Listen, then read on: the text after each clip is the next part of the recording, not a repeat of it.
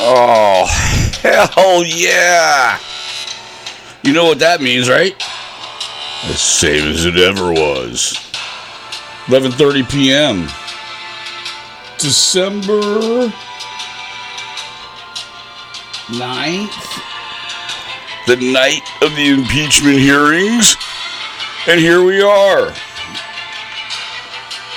Ladies and gentlemen, welcome to Last Chance Radio with David Benjamin.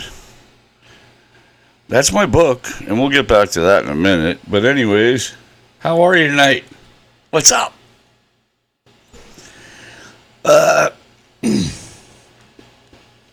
I am not going to do a whole rundown on the impeachment hearings because, to be quite honest with you, and I think you'll probably agree with me,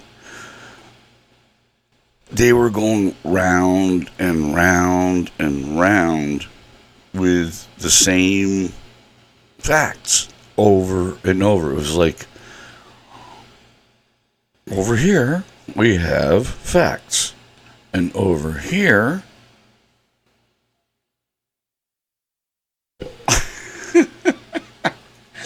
we have fallacy. Excuse me, I gotta get my Boston cap down into this shot. Are you kidding me? Yo, Boston, what's up? Coming to you live from Fort Lauderdale, man. How are you? Boston. Los Angeles. Lawndale. I lived in Lawndale. So that's my LA. Queens, New York, baby. Austin, Brighton, Boston. How you doing? The car in the garage.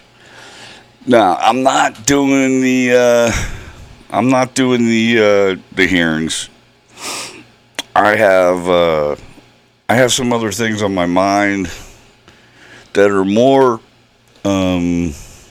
philosophical than they are news adjunct, so to speak. I hope you understand what I mean. So, what finally got me to get on the air tonight was something that I wrote to Glenn Kirshner, who is a frequent legal guest on MSNBC, whom I have found, just by his words, that I respect because he comes right from the truth. I mean, he comes right with the facts, he comes right with the truth, and he goes, this is this. This is A, B, C, D, E, and if you don't like it, that's your problem, not mine. I respect the man for that. And the guy followed me. Wow, man, I'm nobody, you know? I'm nobody, so for him to follow me, man, thank you, Glenn. I appreciate it. I hope you see this one day. But the philosophical component that I came to after I wrote something to Glenn, and there was another one that came before it, which was a police chief out of HPD, Chief Acevedo, standing up to the NRA and saying, enough of the killing of our children. Enough. When is enough enough? The same thing in the hearings. When are you going to wake up from your delusional, heated, feverish, psychotic dream? What are you doing to our country, man? What's wrong with you? So, I do have a bunch of stuff lined up on the screen over here. If I go over here, if you look at the tabs across the top, you'll see there's a bunch of tabs open, but I really don't want to go into them.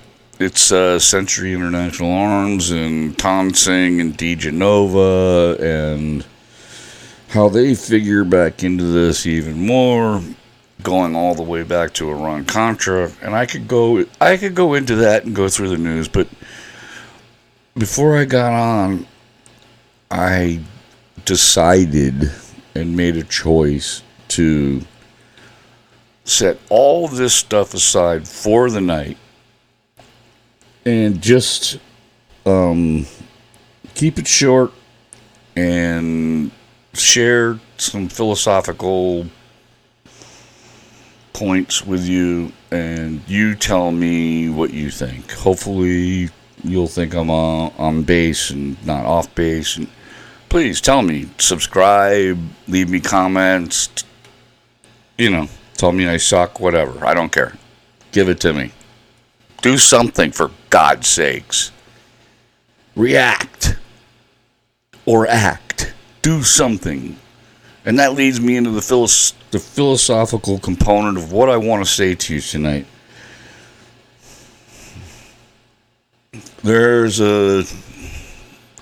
I've been lucky to have been trained by the most awesome patriots you could ever imagine. Some of them I can tell you their names, some of them I can't. I'll figure out as I go along here if I can use some of their names. And I'll decide as I go along. I may or I may not. If you don't like it, turn off the channel. Tough. Alright? But the first thing that comes to mind is the old saying, like everybody knows it. People don't all know it. I forget that stuff sometimes too, myself. All it takes for evil to take over is for good men to do nothing.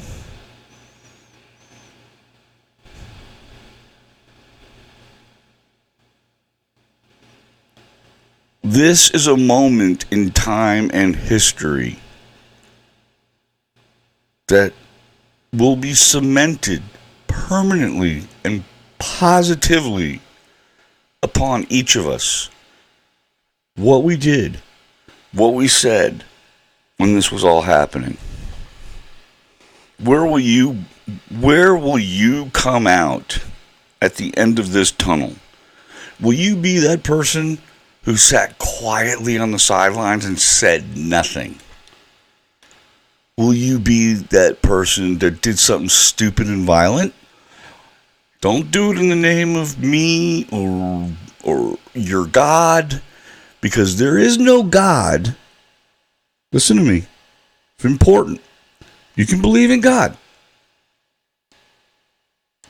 but there is no deity, whether you call him Allah, Buddha, whatever you call him. There is no God that says kill another person because my God's better than your God.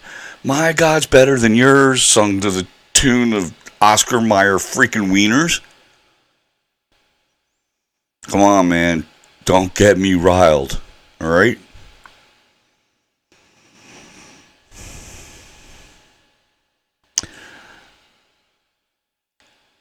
My point tonight is thinking of my grandmother and grandfather who came in through Ellis Island on a Haganah ship that barely got let in, as many others had been turned back around and sent back to Germany, and the people who were on that boat ended up in Birkenau, Dachau, Auschwitz, and more. We have fucked up in the past. And we're fucking up now on the southern border. We're putting children in cages. What in the hell kind of country are we letting ourselves turn into when we let people... They're not equally left and right. No, they're fascists versus freedom-loving people. I have come to that conclusion, and I am not apologizing for it ever again. I said to the other day to my Bluesies team on Twitter, CJ and JoJo, and you all know who you are.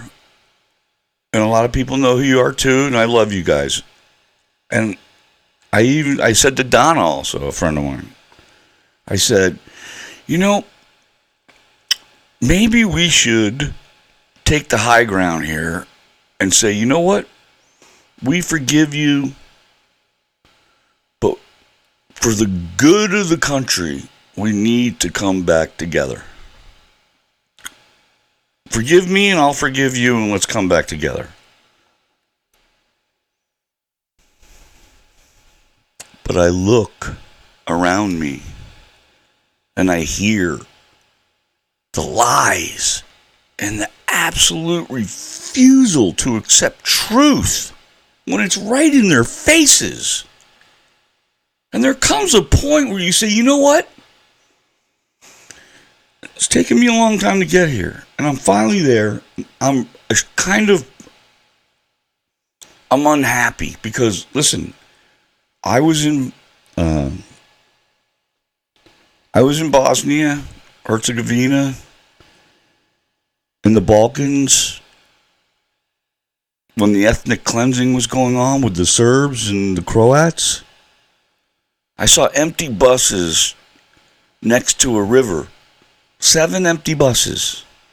I'm talking 60, 70 people per bus and 7 buses. So 7 times 70 is, you do the math, okay?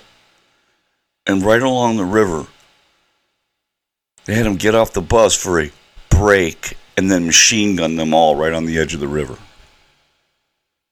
I am not bullshitting you.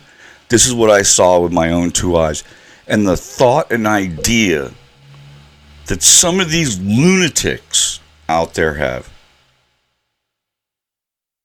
that we're going to have a civil war in the United States, we can't go there. But if you force us, we better be ready to put it down quickly, harshly, and listen, the one thing you learn as a soldier: be kind, be generous, be giving, be loving. But when the moment comes that you have to act with the most urgent of violence you can pull up from the depths of your soul. Punch in the throat, fingers in the eyes, choke out Gracie style, break their jaw, smash their knee, crush their larynx, break their elbow. Anything you got to do to win and get it done, and get it done fast. Now that I've said that, God forbid that ever happens in this country. You guys, from what I saw in Bosnia, small country, and now thinking about it being the United States and us having a civil war again now, this ain't the 1850s. There's a bunch of automatic weapons out there. It would be nothing but sorrow and horror for all of us. Nobody would escape. Nobody would escape losing a friend, losing a family member, losing aunt, uncle, brother, son, daughter, lover. We can't let it get there. And now that I've said that, last night I saw a tweet from General Barry McCaffrey, a man that I respect greatly, 4-star general, 40 years of service to our country. Okay? I'd stand tall and salute the man. Last night I disagreed with him vehemently. Why? Because he was saying that our politics are such a mess that we should just stop this nonsense because when it gets to the Senate, they're going to cut him loose anyways. No, sir. No, Sir General, sir.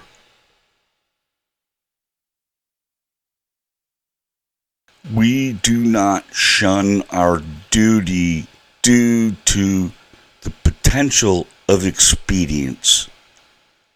We stand tall in front of the problem.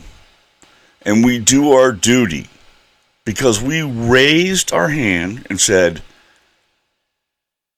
what did we say? I will defend and protect the Constitution of the United States from all enemies, foreign and domestic. And I will do that until there's nothing left of me. You have my word on that. It's never changed. And I've been sworn in for a long time, probably longer than a bunch of you who are living now. I was sworn in before you were alive. So what's my point? We got to avoid violence. We got to fix this somehow, yes. But justice, though the heavens may fall,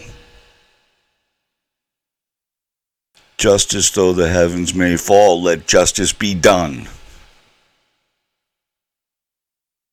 You know what that means? That means no matter what, we cannot stop. We cannot censure. We cannot let it go. We can't do these half measures that I'm hearing about. The President of the United States has endangered the entire country.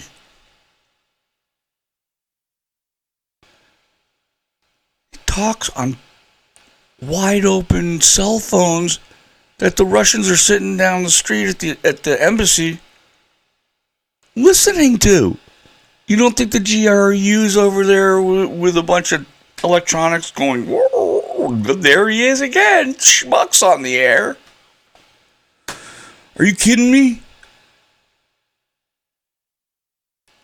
The man's endangering our country. The man is endangering our freedom. The man is violating his constitutionally sworn oath. He must be impeached completely and removed from office. Will it happen? I don't know. I pray that when it gets to the Senate, which I'm sure it will. I believe that anyways. I hope. I believe that quietly in the background, there are some Republican senators who are saying to themselves, how am I going to ever live with myself if I let this go by? I'm going to be a 70, 80-year-old man sitting in my rocking chair and thinking about what I did in my life. And that day comes. I'm only 57 and I'm already going, what did I do right? What did I do wrong? What do I wish I would have done better? That day comes for all of us. Think about it.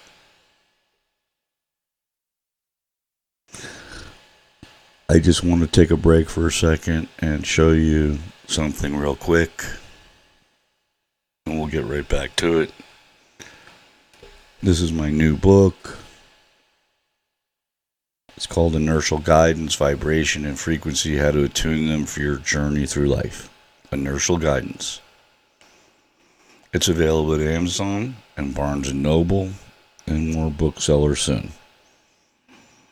It is currently the way I am paying to run this show, and that's it. So, what I will tell you about the book briefly is that one of the most important components of it, although there are many things, I don't think I wrote it, so I'm telling you. I describe how the universe that we're living in came to be, how it was born. I tell you that. The other thing I'd say, and that I believe with all my heart, is, and what we're doing here, is that we are here to. I don't want to give away much about the book because I want it to be a surprise, and I want you to find the joy in the surprise. But think of us. You know how you think of an alarm sensor? If you open a door, the alarm goes off.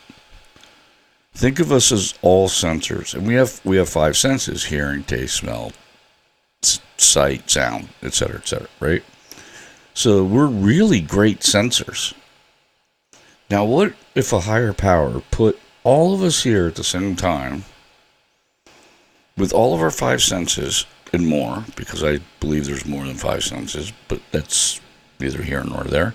But imagine if a higher power put us here with all our senses and is collecting all of that sensory information from all of us at the same time.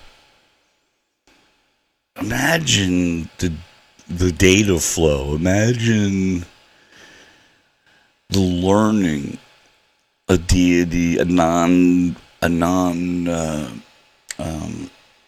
what's the word?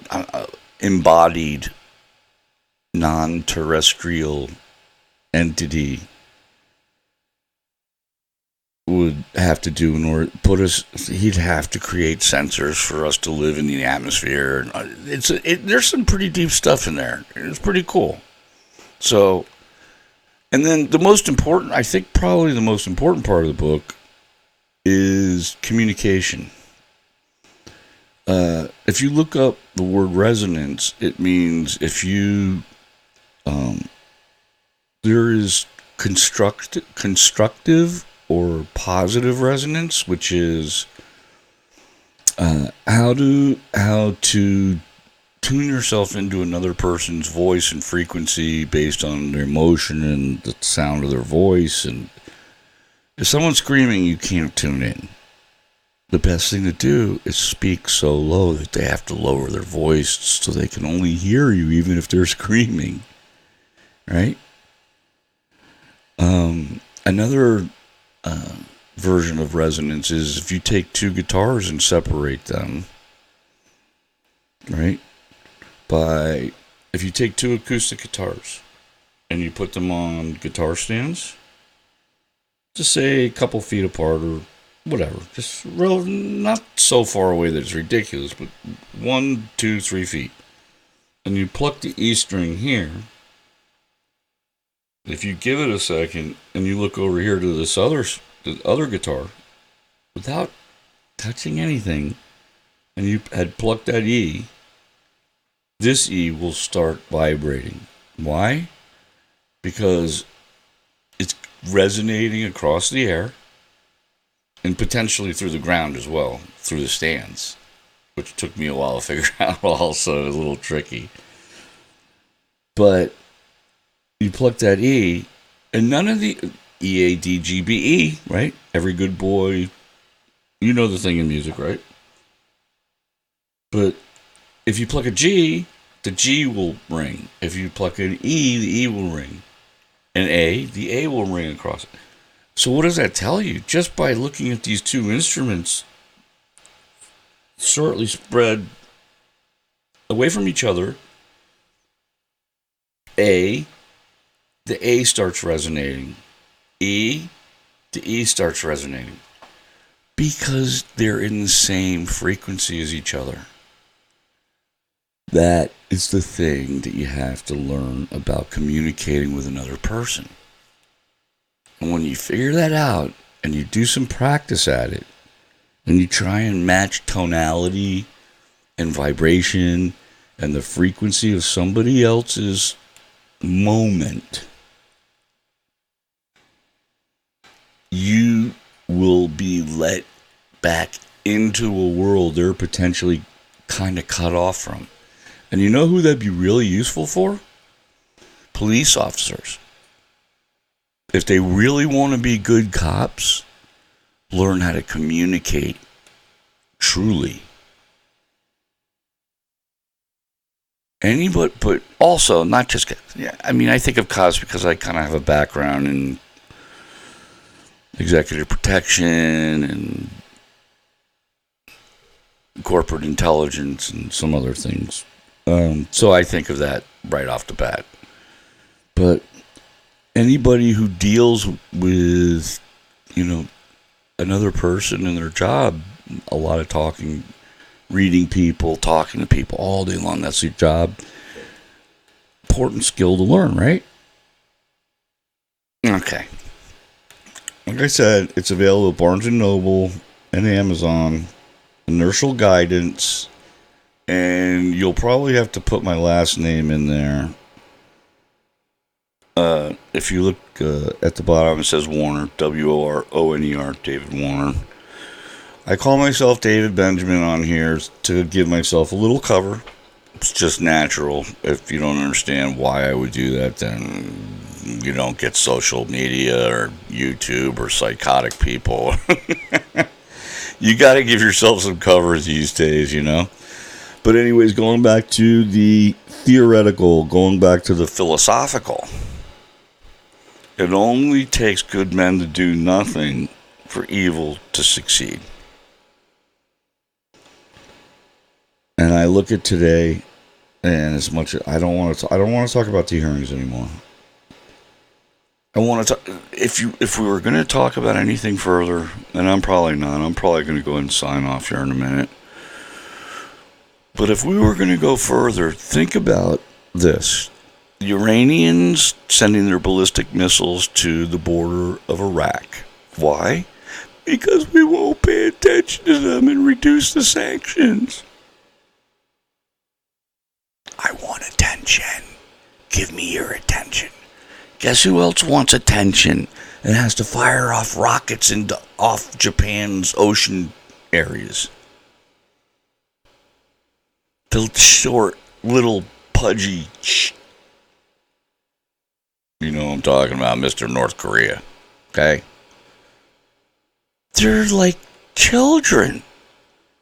And our president can't even deal with the children of the world who are leaders because he is so wrapped up in his pathetic ego. Man, get over it. You know what? I was telling my friend Andy the other night, I said to him, you know what? And I've always said this, it's not the crime, it's the cover-up. Think about Tricky Dick Nixon. It wasn't the crime. I'm not a crook. That's the shit that got him knocked off. Now look at Donnie. Okay? If he would have came out early and often and said, folks, look here. I screwed up.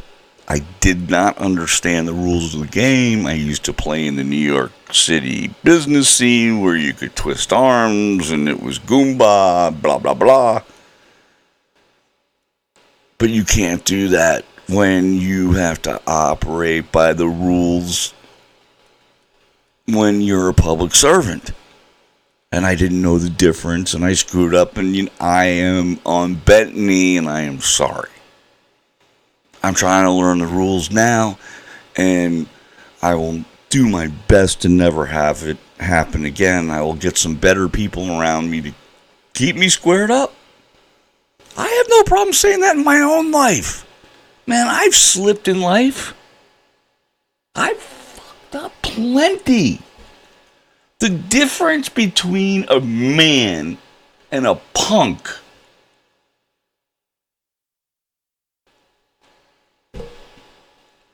is how you admit your mistake and get back up versus lie. My ego's so little I can never say I did anything wrong, and you remain this little small troll. That's Donald Trump. Iggy. Pathetic, man. I got no words to explain the man. I can't. I kept hoping the guy would come around because it's really not that hard, but he just, at 70 plus years old, he's just never going to happen. We got to get rid of him. He's going to fuck our country up, man, and we can't allow it. We have to get rid of them. Okay? Please buy my book. I really appreciate tuning in. I hope I gave you a little bit of entertainment this evening. Something to think about, perhaps? We all have egos. And we all have to watch our own egos. Let's learn from stupid, okay? His ego is what is bringing him down. Like I said, all he would have had to do is come out and say,